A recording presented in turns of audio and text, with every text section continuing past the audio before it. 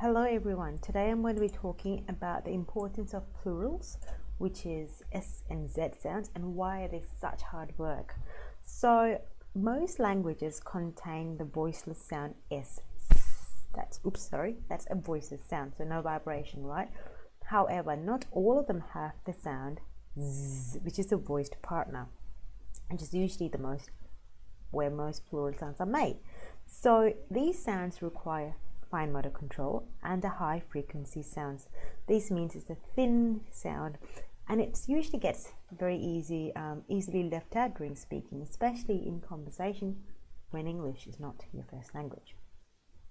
Many people are able to pronounce S without a lisp.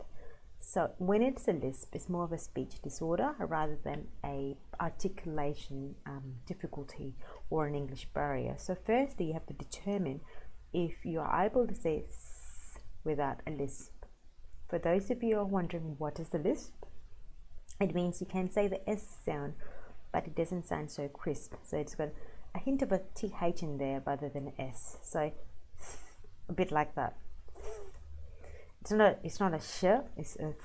So snake instead of a snake, or soup instead of a soup. Okay, so those kind of sounds, or boys, something like that. That's a lisp.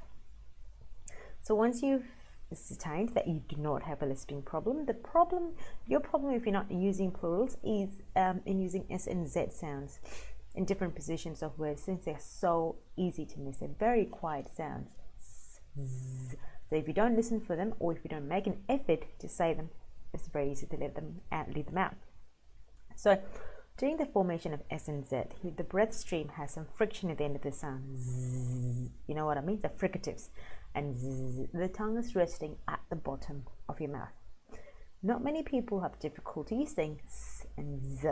So just be aware that these sounds are included when you're speaking.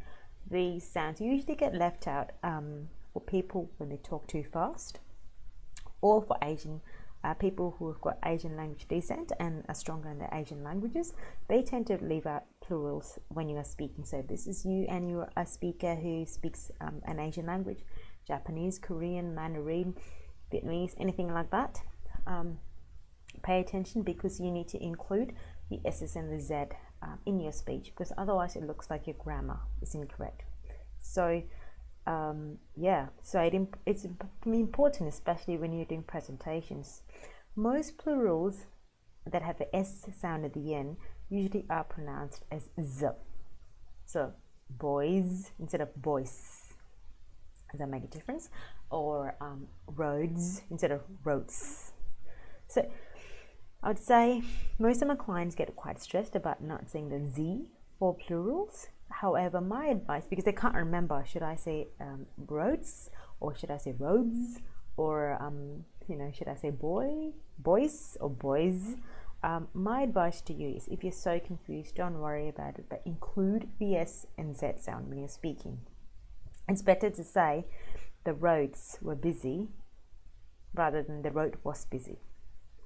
Grammatically, you want to sound much better grammatically.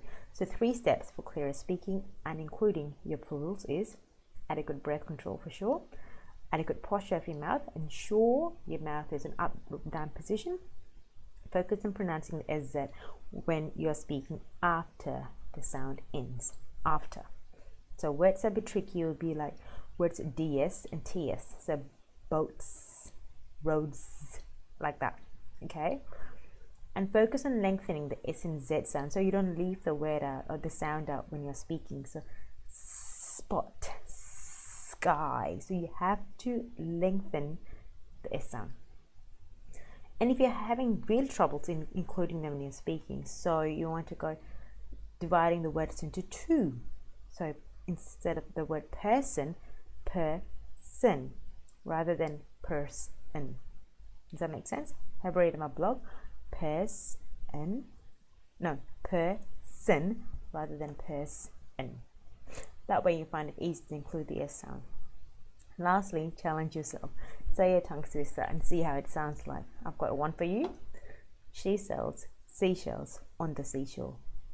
Now try saying that faster, or try saying that 3 times in a row, and see how you go with your S and your SHs.